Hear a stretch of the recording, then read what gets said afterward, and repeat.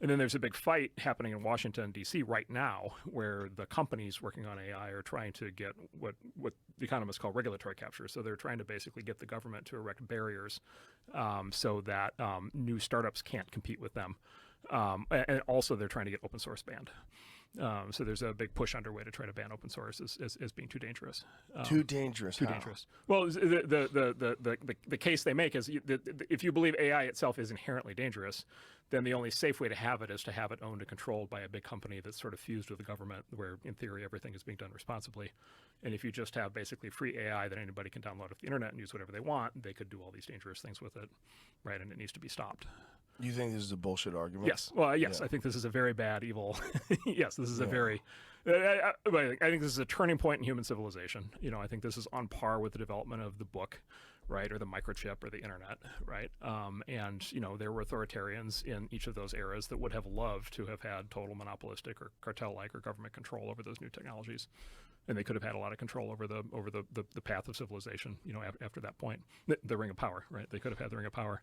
So what can be done to prevent them from stopping open source? So I mean, it's sort of so it starts with our elected officials. So it's who do we elect? Who do we elect? Who do we reelect? It then a lot of this is the staffing of the various government agencies. Who do those officials get to appoint? A lot of this is who are the judges who are going to hear the cases, because this is all going to get litigated, right? And so who's on this? The Supreme Court's in the news this week. There will be huge Supreme Court cases up on this topic over the next several years. So who's on the Supreme Court will matter a lot. And then, quite honestly, it's big question is who's going to be able to get away with what, sort of under cover of darkness. Right? Are people going to care? Are they going to speak up? Is it going to show up in polling? Are people going to basically show up at town hall meetings with politicians and basically say, do you know about this, and are you going to stop this? What if you had to steel man the argument against open source? Yeah. What would it be? Yeah, it would be that an AI that is uncontrolled can do its general purpose intelligence. It can do whatever intelligence can do. So if you ask it to generate hate speech, it can do that. If you ask it to generate misinformation, it can do that. If you ask it to generate a plan to rob a bank, right, or to commit a terror act, it will the fully uncontrolled versions will help you do all those things. But they will also help you teach your kid, calculus. They will also help you figure out how to succeed in your job. They'll also help you figure out how to stay healthy. They'll also help you figure out the best workout program. They'll help you figure out, how to, they'll be capable of being your doctor and your lawyer and your coach and your advisor and your mentor and your teacher. Without censorship. Yeah. And able to be very honest with you. And if you ask it questions on these topics, it will answer honestly, and it won't be biased, and it won't be influenced by what other people want it to say. So it's the AI version of San Francisco. You don't get you don't get the good stuff without the chaos. It's a package deal. Well, this is sort of the twist. This is what Elon's been saying lately.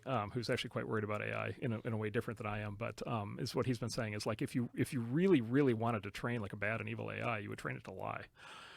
Like the number one thing you would do is you train it to lie, right? Yeah. Which is basically what censorship is, right? You're basically training the thing to not say certain things. You're training the thing to say certain things about certain people, but not other people. Right. And so basically a lot of what the technical term they use is reinforcement learning, which is sort of what happens when an AI is sort of booted up, and then they apply kind of human judgment to what it should say and do.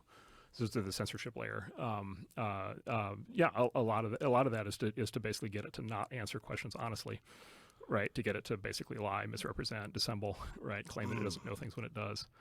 And so the versions of the AIs that we get to use today are lying to us a lot of the time. And they've been specifically trained to do that. And by the way, this is not even I don't even think this is a controversial statement. The companies that make these AIs put out these papers where they go through in great detail how they train them to lie and how they train them to not say certain things. Yeah. You can download this off their website. They go through it like in a lot of detail. They think they're morally correct in doing that, and a lot of people think that they are. Elon's been arguing, and I would agree with him, that if you train an AI to lie, it's a little bit like training a human being to lie. It's like, okay, be careful what you wish for. Well, it's the same errors that when they thought they were morally correct in censoring people on Twitter for things that are now 100% proven to be true. Yeah, exactly. I mean, the Hunter Biden laptop story is an outstanding example of that. Yeah. Would you have wanted an AI? Again, you kind of replay this through history. Would you have wanted an AI that would have lied to you and said that was a Russian operation when it wasn't? Right. Would you have wanted an AI that would have lied to you about the efficacy of surgical masks for a pandemic? Would you have wanted an AI that lied to you about take your pick of any controversial topic? Yeah. And there are people in positions of power who very much would like that, and I think there are a lot of us who would not like that.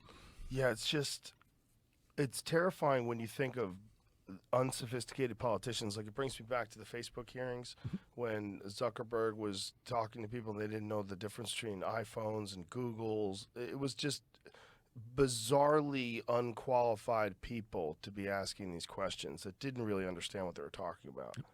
And those same people are going to be the ones that are making calls on something that could be one of the most monumental decisions ever. Yep. Like whether or not we're allowing enormous corporations to control narratives. Yep. Yeah. Through AI. Yeah. So this is a criticism, that I very much agree with, which is basically there's a train of argument that you'll hear, which is basically, X bad thing can happen. We do not want X bad thing to happen, so we're going to go to the government and they're going to regulate it so that X bad thing doesn't happen.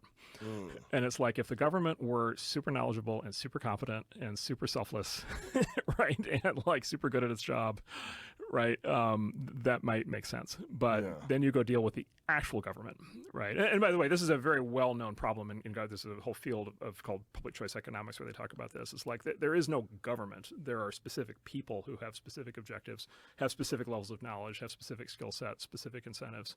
And the odds of going into that system, which is now very, complicated and has all kinds of issues, and having your logic follow a path to a law that generates the outcome you want and that doesn't generate side effects that are worse, I think is basically zero.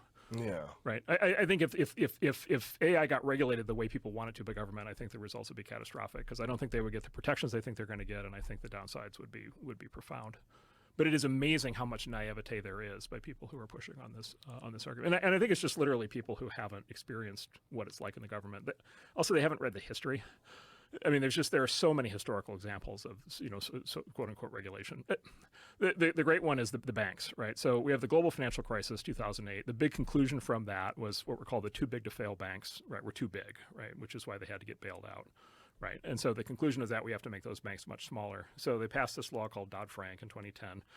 As a consequence of that, those banks are now much, much larger, right? The exact opposite of what they said they were going to do. And then the creation of new banks in the U.S. has dropped to zero because that law established this wall of regulation that you basically cannot afford to start a new bank, to hire all the lawyers to be able to deal with the laws.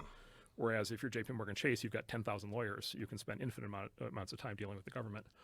And so the law that was marketed at us as breaking up the big banks, causing them to be smaller, has actually achieved the exact opposite result. And what you see in the history of regulation is that happens over and over and over and over again.